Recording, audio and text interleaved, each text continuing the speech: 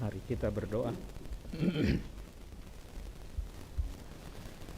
Kami akan kembali membaca apa yang tertulis tentang Allah yang menyelamatkan, Allah yang peduli, sehingga apa yang kami rayakan hari ini sungguh menjadi momentum mengenang kembali momen kematian yang mengampuni dosa, bahkan kebangkitan hari ini yang memberikan pengharapan.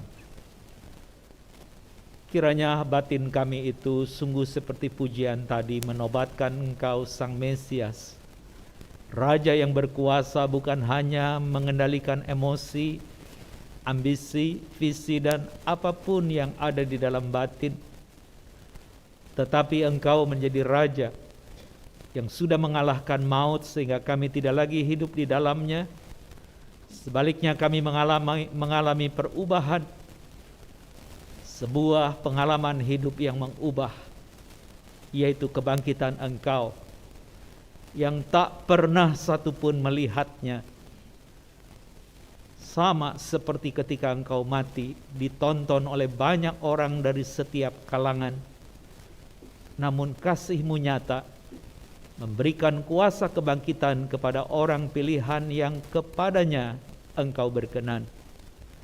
Kami rindu ya Allah pagi ini, Engkau jadikan kami adalah orang pilihan-Mu, sehingga kami boleh mengalami perubahan, hidup yang diubahkan, menjadi berkat buat banyak orang karena momentum Paskah ini.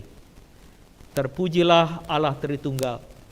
Kiranya Engkau berkenan menolong hamba-Mu, menolong umat-Mu, sehingga kami boleh menjadi gereja yang memberitakan kebangkitan Engkau dari hari ini sampai Maranatha, bahkan sampai selama-lamanya.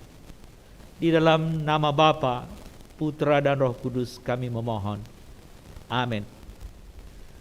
Saya akan membacakan satu bagian sabda Tuhan yang terambil dari Injil Yohanes. Injil Yohanes. Saya akan bacakan pasal yang ke-20, ayat yang ke-24. Thomas, salah seorang dari ke-12 murid itu yang disebut Didimus, tidak ada bersama mereka ketika Yesus datang. Jadi kata murid-murid yang lain itu kepadanya, "Kami telah melihat Tuhan." Namun Thomas berkata kepada mereka, "Sebelum aku melihat bekas paku pada tangannya dan sebelum aku menaruh jariku ke dalam bekas paku itu, serta menaruh tanganku ke lambungnya, sekali-kali aku tidak akan percaya." 8 hari kemudian, murid-murid Yesus berada kembali dalam rumah itu dan Thomas bersama mereka. Sementara pintu-pintu terkunci, Yesus datang dan berdiri di tengah-tengah mereka dan berkata, "Damai sejahtera bagi kamu." Kemudian Ia berkata kepada Thomas, "Taruhlah jarimu di sini dan lihatlah tanganku. Ulurkanlah tanganmu dan taruhlah ke lambungku. Jangan engkau tidak percaya lagi, melainkan percayalah." Thomas menjawab dia, "Ya Tuhanku dan Allahku." Kata Yesus kepadanya, "Karena engkau telah melihat aku, engkau percaya. Berbahagialah mereka yang tidak melihat namun percaya." Memang masih banyak tanda mujizat lain yang dibuat Yesus di depan mata murid-muridnya yang tidak tercatat dalam kitab ini. Tetapi hal-hal ini telah dicatat supaya kamu percaya bahwa Yesuslah Mesias, Anak Allah, dan supaya karena percaya kamu memperoleh hidup dalam namanya. Sampai sedemikian jauh pembacaan sabda Tuhan. Yang berbahagia adalah mereka yang mendengar dan yang memelihara di dalam hidupnya. Haleluya. Selamat pagi dan salam sejahtera untuk ibu bapa dan saudara sekalian. Kita merayakan Paskah hari ini dengan tema kebangkitan yang mengubahkan. Saya memilih sosok Thomas bukan karena kebetulan, tetapi Yohanes memang mencatat Thomas, nama itu khususnya dan dijelaskan hanya di dalam 3 peristiwa. Yang pertama adalah ketika kematian Lazarus. Yesus bilang dia tidak mati, dia tertidur.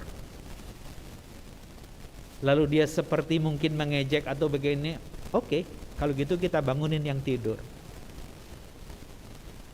Yang kedua adalah ketika Yesus menjelaskan Roh Kudus di 3 pasal, khususnya Yohanes 14, 15, 16, dan di pasal 14 ketika Yesus mengatakan kepada para rasul itu,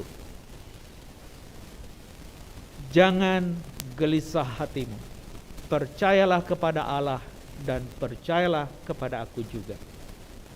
Aku akan pergi meninggalkanmu untuk menyiapkan tempat di mana aku berada, kalian juga kelak berada. Anda tahu apa yang dijawab oleh Thomas? Kemana engkau mau pergi?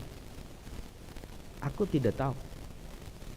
Lalu Yesus menjelaskan bahwa apa yang Anda dan saya harus tahu bukan sebuah teori, hal-hal yang bersifat formulasi. Tapi yang harus kita faham dan hidupi adalah hal yang berkait dengan relasi, membangun dan merawatnya.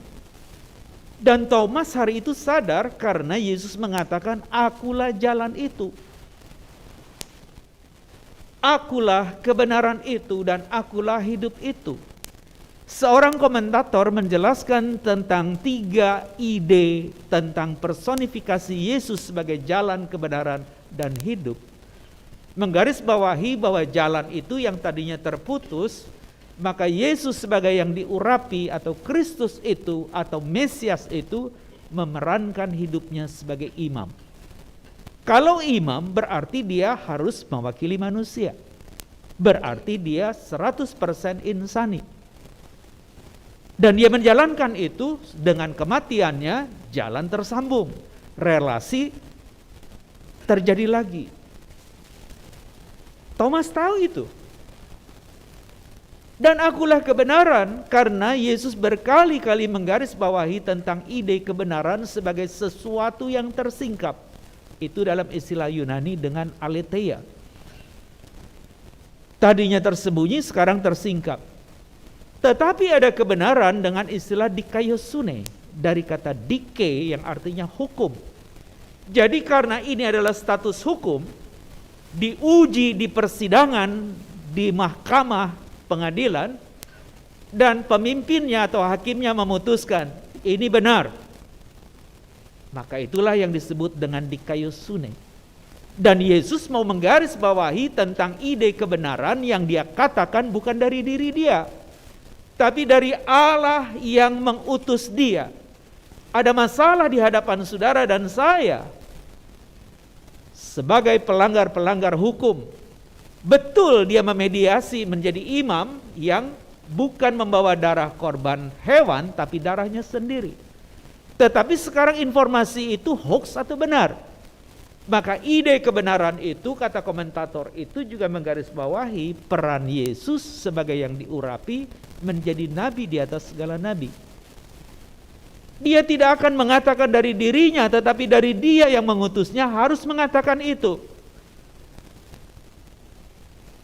Ternyata dia mengatakan itu di Galilea yang tadi malaikat itu mengatakan, pergilah ke Galilea, aku mendahului engkau dan kau akan berjumpa dengan aku di sana. Saudara tahu apa yang Yesus lakukan di Galilea? Jangan-jangan kita kejebak dengan hanya mujizat-mujizat yang hampir 60% karyanya ada di sana. Bahwa dia memang Kristus atau Mesias. Padahal yang esensi dari berita Galilea itu, dia mengatakan di dalam 3 ucapan penderitaan, dan Matius khususnya sampai 4. Injil sinoptik banyak 3, khususnya Lukas. Yang pertama dia menggarisbawahi tentang anak manusia akan datang ke Yerusalem, akan diserahkan oleh tua-tua, disesah dan akhirnya mati, tapi pada hari yang ketiga dibangkitkan dan dia hidup. Penderitaan kedua bunyinya sama, nggak beda jauh, cuma frasanya saja yang berubah, tapi intinya sama. Dia harus mati untuk kita. Dan pada gilirannya dia bangkit memberikan pengharapan hidup yang diubahkan. Nah, ketika kita menyadari bagian daripada pengurapan Yesus sebagai Kristus atau Mesias kebenaran, jangan-jangan Anda dan saya sering berkelit apa yang kita katakan kalau itu mendakwa dan merugikan. Enggak, saya nggak ngomong itu. Pasti Pak James tahu dulu lagi berkarya menjadi lawyer ya, menjengkelkan ya orang-orang kayak gitu. Tapi kita nggak boleh ngotot, nggak boleh emosi, tapi harus cari argumen-argumen hukum, pasal-pasal yang bisa mengunci sehingga orang itu tidak bisa berkelit lagi, begitu kan? Singkatnya, Yesus mengatakan di dalam 3 ucapan penderitaan di Galilea, izin, kalau Anda berperan seperti Yesus di gereja ini, Anda mau lanjutkan nggak apa yang Anda katakan? Atau saya tanya Pak James karena dia tahu hukum. Mau Pak? Lagi muda mau? Belum tentu. Jadi bingung nih, Pak James bilang ini pendeta lagi ngejebak saya atau apa ini? Saya nggak punya pasal hukum kalau yang ini. Mau jalanin? Ini kita buka-bukaan aja. Atau Anda mau tahu saya? Belum tentu saudara, karena itu ngerugiin saya. Ya kita harus terang-terangan, tapi Yesus itu mengatakan yang benar dan dia genapkan itu. Pergumulannya di Getsemani yang artinya oil press, minyak dari biji zaitun yang diperas, dia mengatakan 3 kali yang sama juga. Kalau boleh cawan murka ini lewat.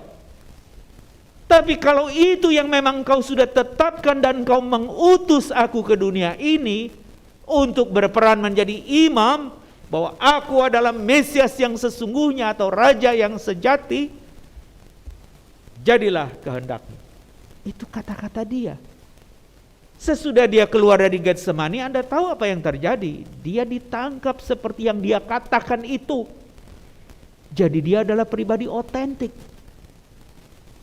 Oke? Dan akulah hidup. Itu ketakutan Anda dan saya. Tentang apa yang disebut dengan mati, selesai semua aktivitas kita di dunia. Selesai semua yang kita punya dan bukan milik kita lagi. Misal, Anda punya akun di bank. Kemudian yang punya itu meninggal. Tidak dialihkan ke ahli waris. Semua yang ada itu milik siapa? Saya tanya juga orang hukum. Milik negara. Maaf Pak, Bapak anaknya almarhum itu bisa tagih dengan memberitahu akte lahir dan semuanya, surat kawin papa mama? Bisa? Atau tanya Pak James dulu? Susah. Susah kan Pak? Karena absurd ya. Nggak ada surat yang mengatakan ini untuk siapa sesudah itu. Jadi itu ketakutan Anda dan ketakutan saya.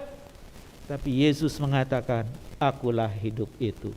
Nah, si Thomas itu tahu semua. Jadi ketika di Yohanes 11 mengatakan Yesus dengan deklarasi, akulah kebangkitan dan hidup. Barang siapa percaya kepadaku meskipun dia sudah mati, dia akan hidup. Pada waktu kita sadar itu, berarti harusnya hidup kita itu berubah. Karena kematian Kristus yang mengampuni, membuat memori hidup kita itu harusnya baru. Di-reset dengan informasi yang terbaru. Supaya kita berperilaku dengan yang Tuhan mau. Dan ternyata Thomas yang sudah mengalami, saya tadi katakan, 2 peristiwa sebelum kebangkitan itu, Yohanes 20. Jadi dia hanya ada 3 situasi dalam hidup Thomas. Kematian Lazarus yang menjelaskan Yesus kebangkitan dan hidup. Lalu kemudian tentang Roh Kudus yang melahirbarukan, orang yang mati rohani dibangkitkan. Dan akhirnya sadar sosok Yesus itu adalah yang diurapi menjadi imam, menjadi nabi, dan menjadi raja. Jalan, kebenaran, dan hidup. Thomas dengan beraninya mengatakan, Oke, itu urusan kamu.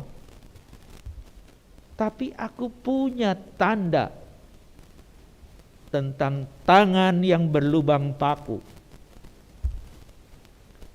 Aku juga punya tanda yang aku lihat karena semua kita menonton penganiayaan, penderitaan hingga kematian Kristus di Golgota. Lambung ditikam supaya lebih cepat mati.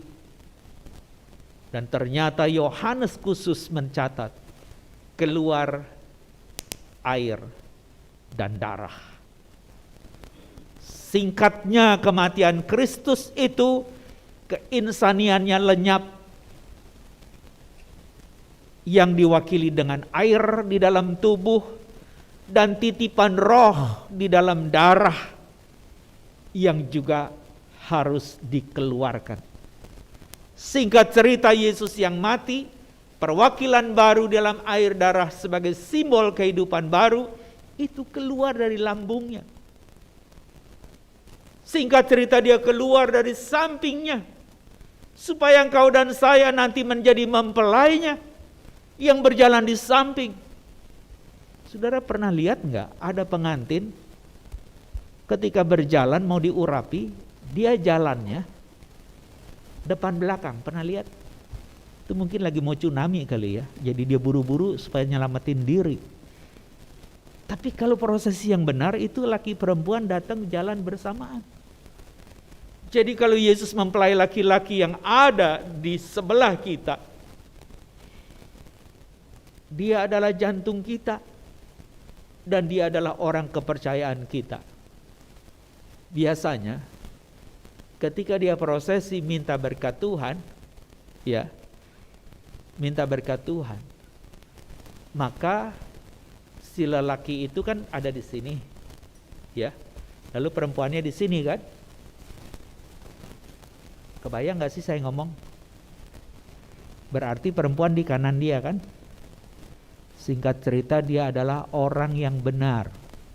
Karena kanan itu bahasa Inggrisnya right.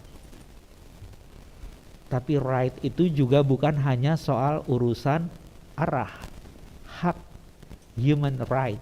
Itu juga right, ya. Jadi ini orang yang punya hak secara hukum dan posisinya benar. Orang kepercayaan saya, biasanya orang nyebutnya tangan kanan bos gitu kan, padahal bosnya kidal, tapi bilangnya orang tangan kanan gitu ya, bodoh amat. Tapi intinya itu bahasa simbol orang kepercayaan. Oke? Diberkati oleh pendeta. Selesai, dia harus menghadap jemaat, mengaku bahwa ini adalah pasangan sampai maut memisahkan kita. Ketika dia beralih kepada jemaat, dia berputar. Anda tahu bagaimana caranya putar supaya tidak mengganggu suasana? Lelaki perempuan yang tadinya begini, untuk dia berputar ke jemaat, mutarnya bagaimana caranya? Masuk ke dalam, putar. Oke? Nggak ngerti? Atau saya udah ngerti? Belum. Maksudnya yang saya ngomong belum ngerti? Belum. Atau kita kasih tahu supaya jemaat nggak lupa? Ya, Anda maju dong. Jangan.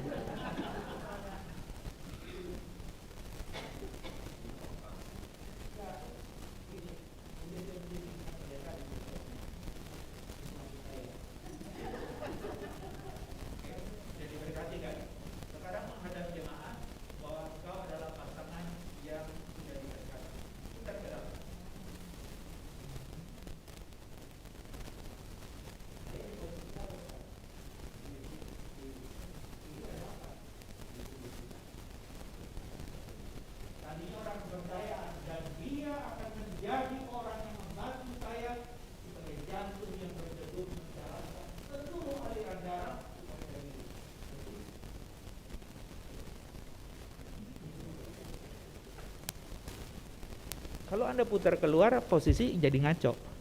Putar ke dalam jadi benar. Mau berubah, beresin dalam saudara dan saya. Bukan luar. Luar itu tipuan, seperti masker. Tadi saya diizinkan boleh buka, jadi saya buka aja supaya Anda lihat wajah saya yang sesungguhnya. supaya nggak sesak juga. Tadi sesak juga turun naik begitu. Sudah paham? Nah, makna Thomas itu punya karakter di dalam istilah Ibrani atau Aram, artinya twin, kembar, double minded, pikiran ganda, yang di dalam istilah Yunaninya Didymus. Jadi Thomas itu istilah Aram atau Ibrani dan Didymus itu istilah Yunani. Orangnya sama, tapi maknanya yang menarik. Thomas maupun Didymus artinya kembar atau berpikiran ganda. Ganda yang mana? Kalau memang dia tahu Yesus bangkit, meskipun kau tidak menonton sebagai saksi, pasti dia bangkit. Selesai. Kalau dia sudah yang diurapi dan membuktikan menjadi imam mati bukan dengan darah hewan tapi darahnya sendiri, engkau menonton di Jumat Agung itu. Kenapa engkau ngotot untuk meminta lubang di tangan itu dan juga di lambung yang keluar air dan darah sebagai perwakilan simbol yang tadi saya katakan dia mati supaya engkau tidak perlu mati. Tapi yang percaya menerima hidup yang kekal. Itu catatan yang ditulis oleh narator Injil Yohanes. Yang ditengarai dia sendiri sebagai Rasul Kristus. Apa? Ada banyak mujizat yang tidak tertulis di sini. Tetapi semua yang tertulis dia katakan itu sudah cukup untuk kamu percaya bahwa Yesuslah Mesias atau yang tadi saya katakan sebagai imam, nabi dan raja. Anak Allah dan supaya karena percaya itu kamu memperoleh hidup dalam namanya. Thomas meragukannya. Mending begitulah Pak, ketimbang enggak ragu tapi ngaco. Oh iya sih, tapi saya sedang membahas tentang perilaku Thomas itu. Anda tahu apa yang Yesus katakan? Karena engkau melihat maka engkau percaya. Berbahagialah orang yang tidak melihat namun percaya. Berbahagialah mereka yang tidak melihat namun percaya. Kebayang gak kalau kalimat itu gak muncul? Kita ini orang yang selalu ragu seperti Thomas. Apanya yang berubah? Kebangkitan gak ada yang menjadi saksi. Tadi 3 perempuan aja tercengang-cengang dan bingung. Saya udah gemeter juga tuh. Kenapa? Takut kepleset. Tapi gesitnya luar biasa. Gitu kan? Saya nggak gurau, betul. Saya jadi doa, aduh Tuhan tolong Tuhan. Kalau kepleset cilaka. Maksudnya bagus, sesuatu yang surprise. Tapi nanti jemaat lebih surprise lagi karena harus cari tukang urut. Ketika Anda mengatakan, iya ya, betul. Tapi emang bagus itu tadi tampilan yang sepotong itu. Tahu-tahu ada malaikat dari atas, bagus juga ya. Coba kalau malaikatnya dari sono, pasti Anda celingukan. Ada di situ dan terbaca. Tadi dirigen Anda juga sangat semangat. Biasanya kalau saya melihat seorang dirigen itu tenang-tenang saja. Tapi tadi terbawa juga dengan lirik dan musiknya ya. Betul ya? Enggak. Saya jadi nanya jujur apa enggak dia. Ya karena itu capek lu ini naik gini terus pegel. Kan lebih enak begini kan. Sama aja kan. Kalau geraknya betul kan orang juga ngikut ya. Tapi dia mau bilang kalau udah hidup tuh selalu begini. Hore, hore kan gak ada hore gak ada. Jadi ketika Anda dan saya ada perubahan dari kebangkitan, ya itu. Miliki yang sedemikian. Sehingga GSR Sunter itu betul-betul menjadi satu jemaat yang hidup. Bukan karena pengalaman masa lalu. Meskipun ada ide twin, double minded, tapi itu teguran. Kudunya gak begitu kok. Kamu udah tahu aku itu membangkitkan Lazarus. Sehingga aku mengatakan akulah kebangkitan dan hidup. Engkau juga tahu bahwa hanya dengan percaya kepada saya, engkau akan tiba di tujuan yang memang engkau mau seperti yang kau katakan. di rumah Bapa. Sayalah jalan. Itu bukan soal Menteri PUPR yang bangun jalannya, tapi lewat kematiannya dia memediasi selaku imam di atas segala imam. Dia disebut imam menurut peraturan Melkisedek, dari kata melek dan sadik. Melek itu raja, sadik itu kebenaran. Maka dia menjadi imam berdasarkan raja kebenaran. Maka Yesus juga bukan hanya disebut sebagai Raja Gembala, tapi dia juga disebut sebagai Raja Imam. Maksudnya, Raja Gembala, dia raja yang menjadi gembala, mengawasi kawanan domba dan memberikan nyawa bagi domba. Itu Raja Gembala. Daud gembala raja. Gembala jadi raja gampang, tapi raja jadi gembala itu susah karena statusnya turun. Tapi Yesus lakukan itu.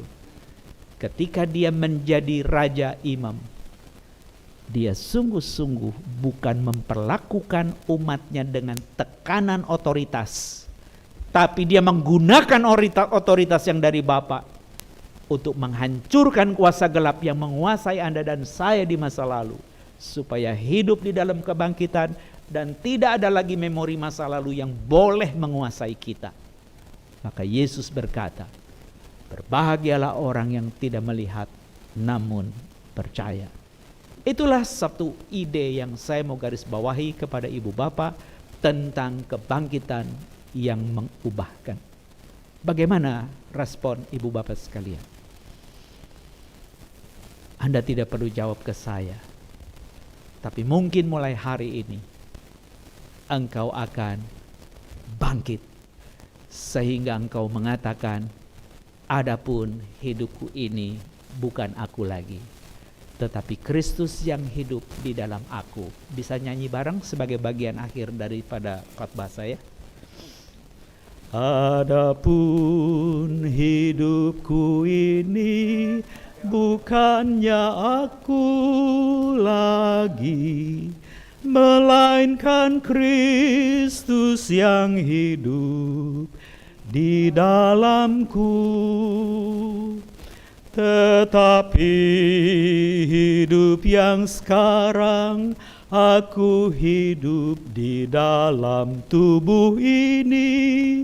Aku hidup di dalam iman kepada Anak Allah yang mengasihi aku dan yang menyerahkan dirinya karena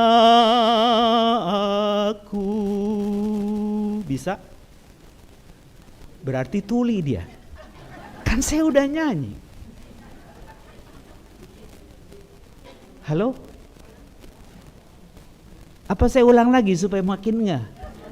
Atau jawab lagi, enggak bisa. Oke, tenang. Saya cuma mau membuktikan betapa kita sudah mendengar semua berita tentang perubahan, tapi belum tentu mudah untuk berubah. Setuju kan? Jadi nanti kalau diizinkan saya diundang lagi, saya akan nyanyi. Bilang lagi nggak bisa, harus pensiun. Jadi hari ini ketika engkau dan saya boleh mendengar tentang iman kepada Anak Allah, kata Paulus di dalam Galatia 2:20 itu, dia bilang, aku hidup bukan karena aku lagi, tapi Kristus yang hidup di dalam aku. Amin. Tuh kan gak banyak juga karena serem. Berubah seperti di tengah kegelapan. Tetapi kalau Anda peka, Anda sudah melihat terang itu, dan Anda akan melangkah dengan rasa syukur. Mari kita berdoa. Tuhan yang baik, sungguh kami bersyukur.